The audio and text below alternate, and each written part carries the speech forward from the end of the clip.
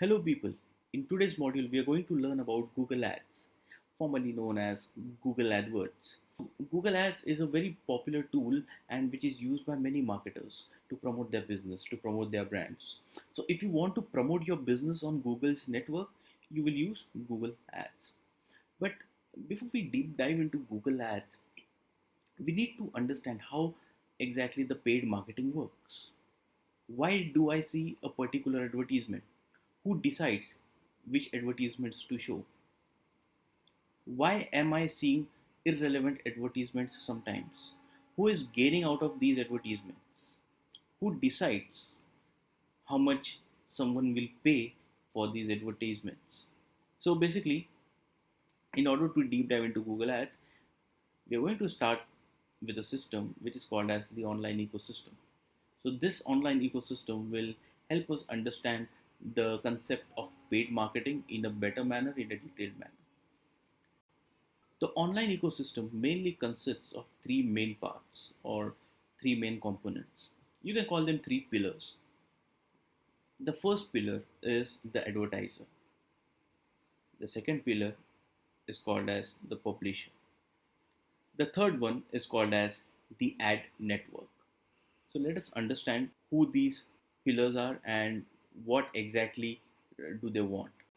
Well, an advertiser is someone who wants to promote his brand, his business, his products, his services. So basically, a company. The main objective of an advertiser is to reach the right audience, and it wants more brand visibility, which will help them in their branding efforts, which will help them in getting more web traffic, and obviously the main objective is to convert this web traffic into conversions. So a conversion can be like a lead or a sign up or a purchase. Someone purchasing a product can be a conversion. It really depends on the type of business you are into. um, some advertisers might want people to interact with their content, which is also called as engagement. And yes, they want to achieve all of this at the lowest possible cost. Basically, they want to maximize their return on investment. So yes, advertiser is someone who wants to promote his business. So basically, the advertisements that you see on various websites or apps, that brand whose advertising you're seeing, whose advertisement you're seeing, is called as an advertiser. A publisher is someone who owns a website, like an online entity. It can be a website, it can be a blog, it can be an app, or even a game.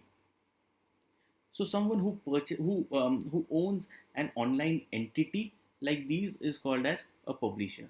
The main objective of a publisher is to earn money from these online entities, basically to monetize it. Suppose I have a website, I publish very good, very high quality content, but I'm not earning anything out of it, right? So yes, gradually while publishing quality content, I would want to start earning money from this content as well. I would want to start monetizing my website as well. Okay, so anyone who owns a website, blog, app, or a game, basically any form of online entity, is called as a publisher. An ad network is someone who is like a mediator between the advertiser and the publisher. An ad network basically has two sides. On one side, he might have n number of advertisers, people who want to promote their business, and on the other side, an ad network might be associated with millions of publishers, people who own a website or an app. So an ad network is like a mediator between the two.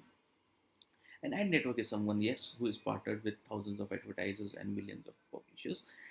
And some of the most popular examples are Google, Facebook, Yahoo, Taboola, Outbrain, Media.net. There are a number of around more than 5,000 ad networks in the market. So for you, Google might be a search engine, Facebook might be a social media platform, but for a digital marketer, Google is an ad network, Facebook is an ad network, LinkedIn, Twitter is an ad network, Yahoo is an ad network, right? So there are many ad networks in the market. So basically, what ad networks do is they are associated with some advertisers. So the advertisers will give his requirement to the ad network. For example, BMW is an advertiser. BMW might approach Google and tell Google that, hey Google, this is the creative that I want to market, this is the product that we are launching, this is this is my target audience, people between the age group of this and this, male, female, and people who are living in a particular geographical region, and this is how much I'm willing to spend per click or per action, and this is how much my budget is. So an ad network like Google will accept all these parameters, process them, and throw it or show it on relevant publisher websites. And that is how basically the online ecosystem works. Let us look at this model in much more detail with the help of this diagram. So let us look at the figure, the model in front of us, and try to understand the concept of online ecosystem in detail.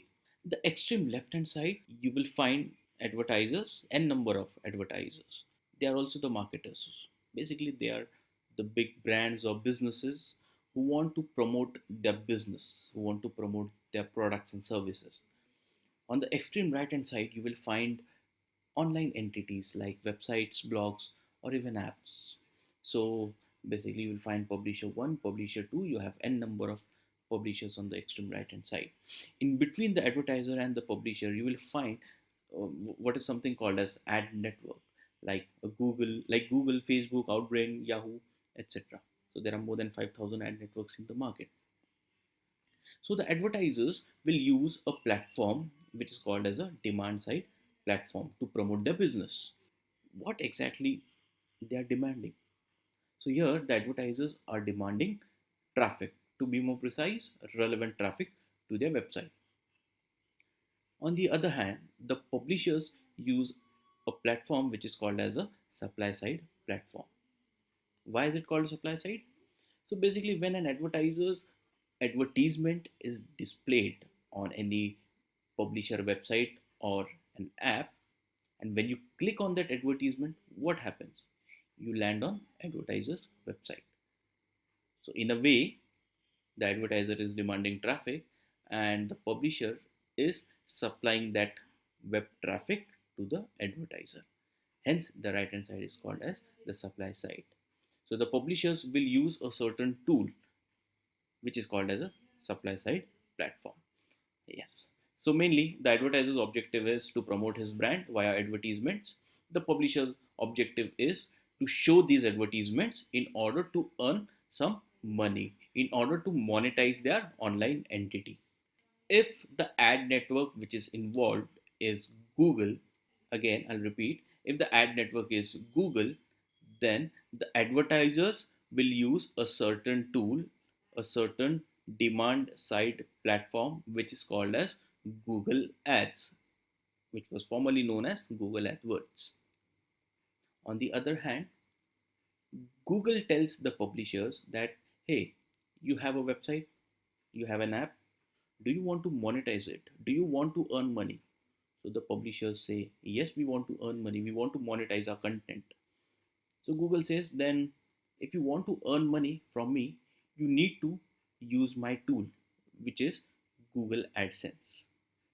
So the advertisers will use Google AdWords or Google Ads to promote their business, whereas the publishers will use Google AdSense to monetize their content, to monetize their online entities like their website or their app, their videos, or even their games. But considering that the ad network that is involved is Google. If you use some other network, so the name of the demand side platform will change and the name of the supply side platform will also change. But because we are assuming the example of Google, the demand side platform over here that is being used is Google Ads, and the supply side platform which is being used over here by the publishers is called as Google AdSense. Well, Google is the largest ad network in the world and the most popular ad network, and so we are learning Google Ads. Throughout this module, we are going to assume the role of an advertiser and hence will be focusing only on Google Ads.